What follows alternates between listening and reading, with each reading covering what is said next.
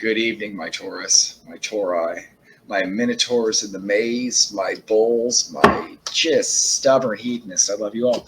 Tonight, we're going to use this deck of tarot cards, and at the bottom, we already have the Two of Cups, which may indicate we've got some love. But we're going to look and see what's coming up for my Taurus in the next couple of weeks. That's usually where my readings are. First is I have the High Priestess. Then I have the Five of Cups inverted. And then I have the... Sorry, I lost my train of thought there for a second. The Nine of Wands inverted. All right, Taurus. Let's talk about your spirituality at first. I think that the High Priestess usually says we're going to maybe there's some feminine energy. You're getting in touch maybe with your inner self and your spirituality. During the course of the self-reflection that you're going to have, and this doesn't apply, this applies if you're a male or a female. It just works that way. This is really cool too, right? So, well, it's going to be cool watching me pull this card. It's going to make it cool. Yeah, it's going to make it cool with the Six of Pentacles. All right, Taurus. So right now, you're about to do some inward reflection. And maybe you think to yourself, well, no, I'm not. But yeah, you are. In the next couple of weeks, something's going to trigger you to have some inward reflection. When it does, it's going to make you sad. And why it makes you sad, it makes you like really sad, is because you're going to think about all the times in your life where like you fought about something or you struggled for something and you lost because... You know, in real life, we don't always win, right? And especially when you're a Taurus, I have a little bit of Taurus energy myself. I was born on the cusp of Taurus.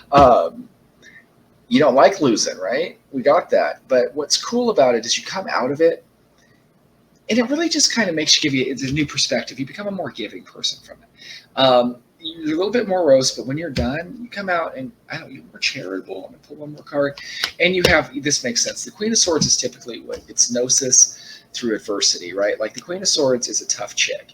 She's gone through some stuff, and then she comes out and she's ready to go.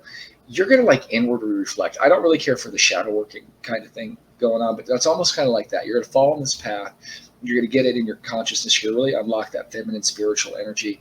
And you're going to find maybe a bad memory, childhood, something like that's going to hurt you a little bit. You're going to think about struggles that maybe you couldn't have.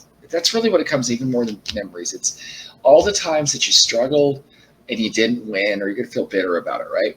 But when you come through it, you're going to realize that life is a struggle, right? And that's just the way it is. And there you are, and you've triumphed and all that kind of stuff. And it just makes you a more generous, better person.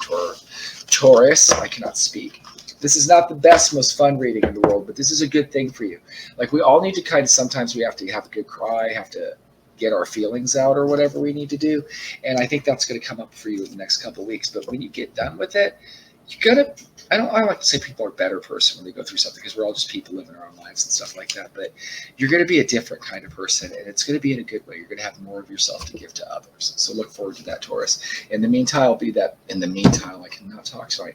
In the meanwhile, be that badass Minotaur and rule the maze. I love you, my Tauri, my Tauruses. Have a great night. I will talk at you later.